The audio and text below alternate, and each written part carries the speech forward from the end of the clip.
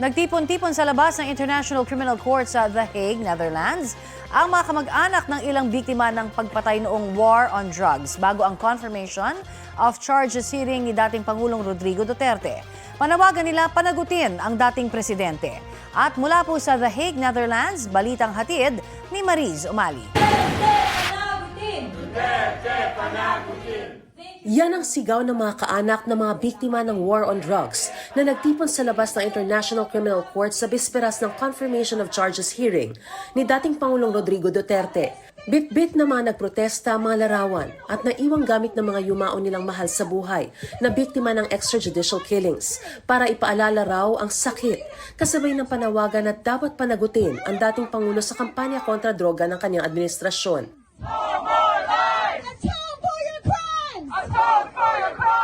Tatlong counts of crimes against humanity of murder and attempted murder ang kinakaharap ni Duterte sa pre-trial chamber 1.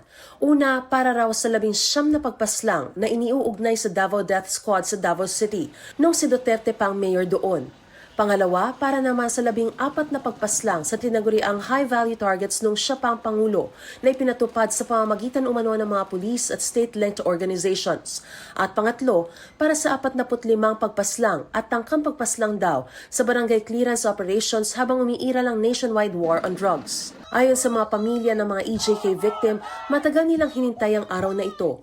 Nagbibigay raw ito ng pag-asa sa kanila matapos ang ilang taong pagdadalamhati at kawalan ng katiyakan. Kabilang sa kanila si Lore Pasco na nawala ng 2 anak na sina Crisanto Antonio at Juan Carlos noong panahon ng Administrasyon Duterte.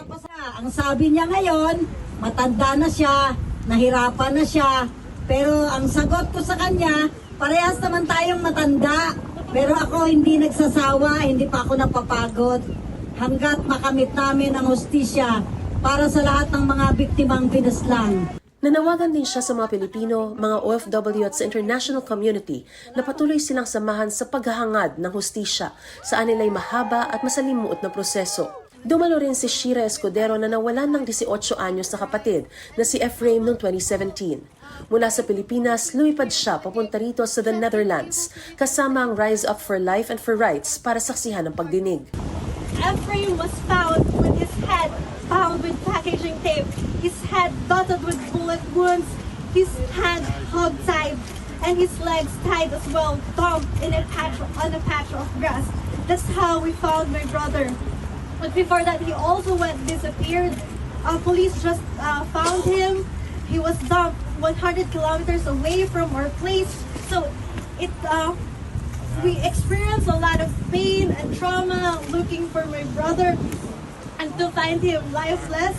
Sa kabila ng hirap na balikan ang masasakit na alaala, sabi ni Escudero, pinili nilang humarap sa ICC para patunayang totoo ang kanilang mga kwento.